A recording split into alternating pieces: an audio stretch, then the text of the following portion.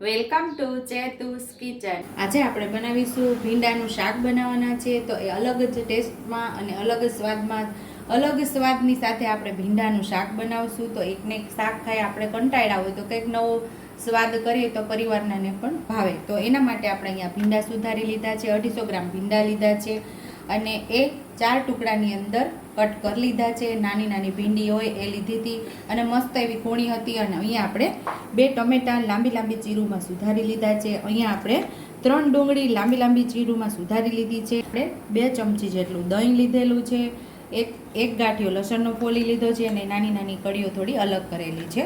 એને આપણે આગળ વઘારમાં ઉપયોગમાં લેવાનું છે। આની લસણવાળી ચટણી તૈયાર કરવાની છે। બાકી રેગ્યુલર મસાલાની અંદરથી મસાલાનો ઉપયોગ કરીને ટેસ્ટી એવું આપણે ભીંડાનું અલગ ટેસ્ટમાં શાક બનાવશું। તો આપણે 1.5 ચમચા જેટલું પહેલાં તેલ ઉમેરશું। તેલને સરસ આપણે ગરમ થવા દેવાનું છે। તો અહીંયા આપણું મસ્ત એવું તેલ ગરમ થઈ ગયું છે। તો આપણે ઝીણી કળીઓ રાખેલી એને આપણે ઉમેરી દેવાની છે। લસણની કળીઓનો થોડો કલર બદલાય પછી આપણે એમાં ભીંડા ઉમેરી દેવાના છે। ભીંડાનું શાક તમે અનેકો વાર બનાવ્યું હોય છે, પણ આજે જે આપણે બનાવશું એવું તમે ક્યારેય નહીં બનાવ્યું હોય ને તમે એકવાર જરૂર ટ્રાય કરજો અને મને કમેન્ટ બોક્સમાં કમેન્ટ કરજો કે મારી આ ભીંડાના શાકની રેસીપી તમને કેવી લાગી। તો અહીંયા આપણે ભીંડા ઉમેરી દેવાના છે।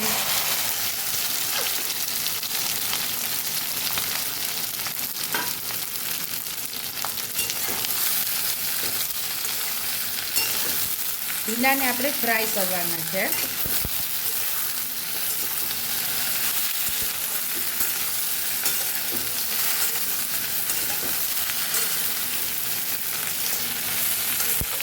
તો ભીંડાને આપણે 70 થી 80% જેટલા પકાવી લેવાના છે, એટલે કે ફ્રાય કરી લેવાના છે।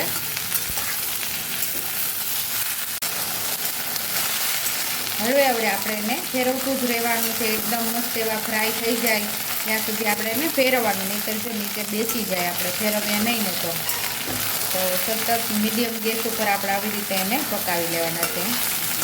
થોડા એવા અહીંયા પાકી ગયા છે 70 થી 80% જેટલા। તો આ ફ્રાય કરેલા ભીંડા આપણે બહાર લઈ લઈશું। ભીંડાને આપણે એક બીજી કઢાઈમાં કાઢી લઈશું। એ સરસ ફ્રાય થઈ ગયા છે।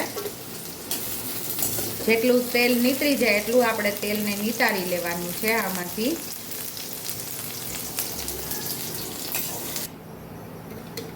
પાછું આપણે એની અંદર એ જ કઢાઈની અંદર 1 ચમચા જેટલું આપણે તેલ ઉમેરશું અને તેલને પાછું સરસ ગરમ થવા દેવાનું છે। અહીં આપણે લસણ ખાંડણીની અંદર ઉમેરી દઈશું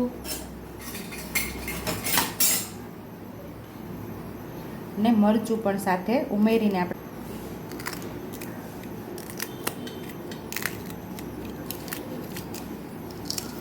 1 ચમચી જેટલું લાલ મરચું પાવડર ઉમેરીને આપણે સરસ લસણવાળી ચટણી તૈયાર કરી લેવાની છે।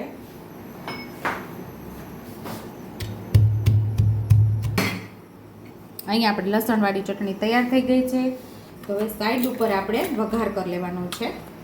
1/2 ચમચી જેટલું આપણે જીરું ઉમેરશું, થોડી હિંગ ઉમેરશું।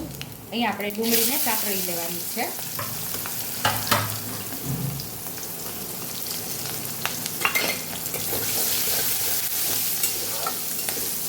ડુંગળી સાઈડ ઉપર આપણે સતળાય છે તો આપણે મસાલો તૈયાર કરી લઈશું।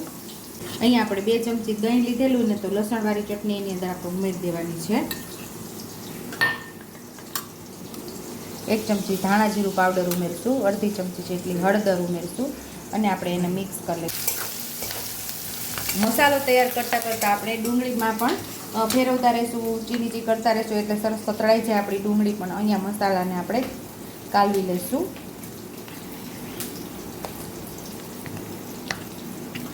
અહીંયા આપણો દહીં સાથે મસાલો મસ્ત એવો મિક્સ થઈ ગયો છે।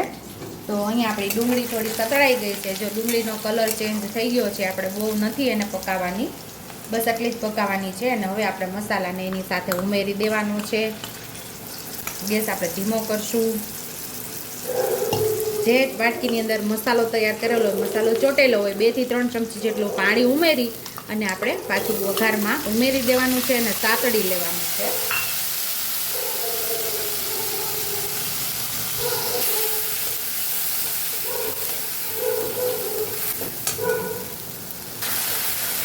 અહીંયા આપણો મસાલો મસ્ત એવો સતળાઈ ગયો છે અને તેલ પણ સરસ સેપરેટ થઈ ગયું છે, એટલે કે છૂટું પડી ગયું છે.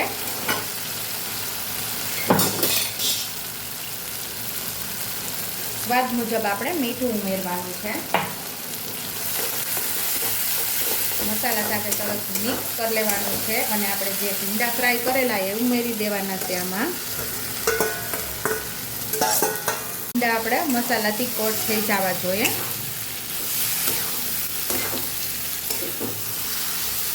અહીંયા આપણે જે ટમેટા સુધારીને રાખેલા એ હવે ઉમેરી દેશું.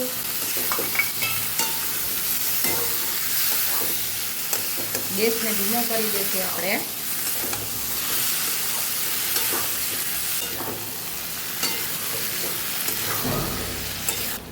તો મસાલાથી કોટ આપણા ભીંડા મસ્ત એવા થઈ ગયા છે. તો એકાદ મિનિટ આપણે મસાલા અને ટમેટા સાથે આપણે ભીંડાને પાકવા દેવાનો છે. તો ટાંકીને આપણે થવા દઈશું. ગેસ સાવ ધીમો રાખીને આપણે 1 મિનિટ શાકને સરસ ચડવા દીધું હતું, એટલે કે પકાવ્યું હતું. એકદમ સરસ આપણું શાક પાકી ગયું છે. તો અહીંયા આપણું શાક રેડી થઈ ગયું છે. તો સર્વિંગ બાઉલની અંદર આપણે શાકને સર્વ કરી લઈશું. તો ટમેટાનો ક્રન્ચી સ્વાદ હોય તો એ ખાવાની ખૂબ મજા આવે છે. તમે એકવાર જરૂર ટ્રાય કરજો. ઉપરથી આપણે લીલા ધાણા ઉમેરી દઈશું.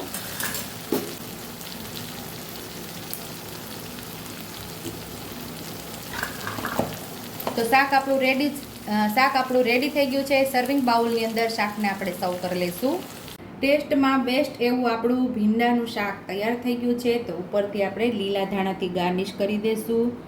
આ શાકને તમે રોટલી, પરોઠા, ભાખરી, પૂરી સાથે તમને ખાવાની ખૂબ જ મજા આવે છે. રાઈસ સાથે ખાશો તો પણ આ ભીંડાનું શાક ખાવાની તમને ખૂબ જ મજા આવશે. જો તમને મારી રેસીપી પસંદ આવી હોય તો મારી રેસીપીને લાઈક કરજો, શેર કરજો, સબસ્ક્રાઈબ કરજો, હાઈપ કરજો, બેલ આઇકોનને દબાવતા ભૂલતા નહીં અને કમેન્ટ બોક્સમાં કમેન્ટ કરજો કે મારી રેસીપી કેવી લાગી. તો આવજો.